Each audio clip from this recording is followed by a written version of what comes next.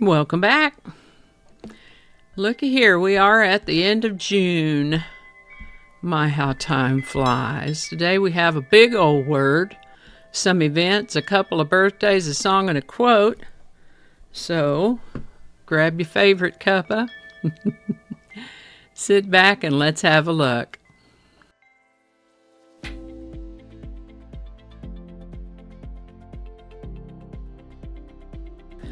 Hi there, and welcome to this day in history for June 30th.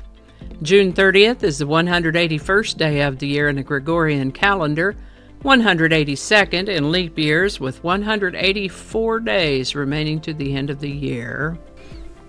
Today's word is semiquincentennial. Semiquincentennial, and what an interesting word it is. Let's break it down into word parts to understand it a little bit better. Semi means half. Quin means 5. Centennial means 100th anniversary, a 100th anniversary. So, semiquincentennial is half of 500 years. Half of 500 years, or the 250th anniversary of an event. Semiquincentennial is particularly associated with the United States 250th anniversary, which will be celebrated next year in 2026, culminating on July 4th of 2026, marking the 250th anniversary of the signing of the Declaration of Independence. How about that? Semiquincentennial. Semiquincentennial was suggested by Odyssey viewer Charles B. Ranting. Charles B. Ranting, who also reminds us that we do have one of those coming up next year. Thanks, Charles. And if you have a word you'd like to see in this Word of the Day segment, drop it in the comments and we'll take a look at it. And with that, according to an act to divide the Indiana Territory into two separate governments, adopted by the U.S. Congress in January of 1805, the Michigan Territory was organized on June 30th, 1805. Yosemite Valley was granted to California on June 30th, 1864, for public use, resort, and recreation. The first transcontinental train trip across Canada departed from Montreal, Quebec on June 30th, 1886, to arrive in Port Moody, British Columbia on July 4th. That sounds like a nice little cross-country train trip right there. This is the birthday of actress Susan Hayward, born June 30th, 1917. She has quite a filmography from 1937 to 1972 and was listed as one of the most popular stars in the country in 8 different years. Susan Hayward died of cancer at the age of 57. In an effort to consolidate power, Adolf Hitler ordered a purge of his political enemies on June 30th, 1934.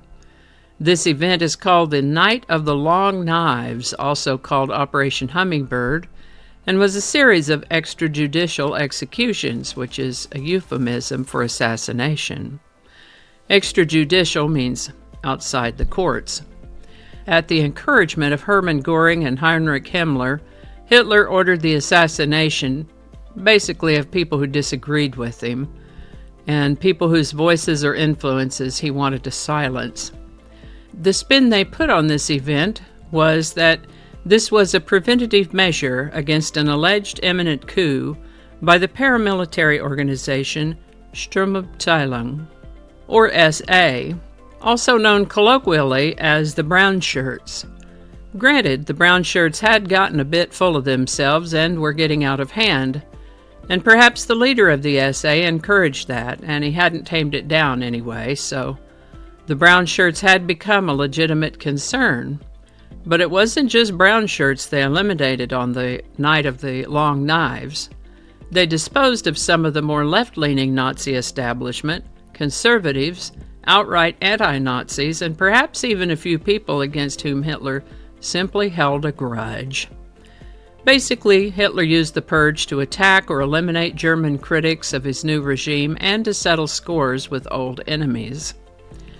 This is not a government anyone wants. We're pretty sure that at least 85 people were assassinated, although the actual number may be as high as 700 to 1,000. In addition, over 1,000 of Hitler's opponents were arrested. Sure enough, the Night of the Long Knives was a turning point for Germany, unfortunately not for the better. This is the birthday of a quirky folk singer named Dave Van Ronk, born June 30th, 1936. Part of the American folk music revival and New York City's Greenwich Village scene in the 1960s, he was nicknamed the Mayor of MacDougal Street. He was friend and mentor to other up-and-coming young folk singers such as Bob Dylan and Joni Mitchell. He was working on a memoir when he passed away in February of 2002 at the age of 65. Fortunately, his friend and collaborator Elijah Wald got that book finished up. Dave Van Ronk. The world's first emergency telephone number, 999, was introduced in London on June 30th, 1937. For today's song, we're going to look at one by Dave Van Ronk, whose birthday was today, and we're going to talk about One Meatball. The predecessor of this song was called The Lone Fishball and was written way back in 1855 by American scholar George Martin Lane. Back then, a fishball was fish and potatoes pan-fried together for breakfast, and the story of this song is about an impoverished diner who suffers embarrassment at the hands of a snooty, disdainful waiter. The Lone Fishball has quite a story of its own, but was eventually adapted to its current form, One Meatball. The first link in the description below is to the song recorded by Dave Van Ronk, and the second link is to a short video from a concert where Dave Van Ronk tells a bit of story about the song's origins. And his narrative in itself is pretty doggone funny, as he mentions people so square you could pack oranges in them. That's pretty square. I'd only heard One Meatball by Dave Van Ronk, so I was happily surprised to learn that the song's been performed by perhaps dozens of artists over the years. I don't think it's anything you'll ever hear on the radio, although it might be something that Dr. Demento would have played, although I didn't ever hear it on Dr. Demento. I think we can safely say it has never charted on the top anything, but it is a very entertaining little ditty. One Meatball, links in the description. How about that? Lot going on June 30th throughout the years. Since it is the birthday of the late Susan Hayward, let's have a quote from her. She said, "I never thought of myself as a movie star. I'm just a working girl who worked her way to the top and never fell off." Susan Hayward. A very practical outlook. May she rest in peace. All righty, y'all take care. Be good to each other. I'll see you next time. And I think that's going to do it for us today. Thank you so much for watching. Consider subscribing if you haven't already. Feel free to share this video with a link in your email, messaging, or social media. If you enjoyed this series, you can check out the playlists in the description. You can find me on BitChute, Facebook, Odyssey, Rumble, YouTube, and X, as well as on a blog page called No Really. All those links are in the description. Alrighty, that's all I can think of right now. Thanks again, and I'll see you next time.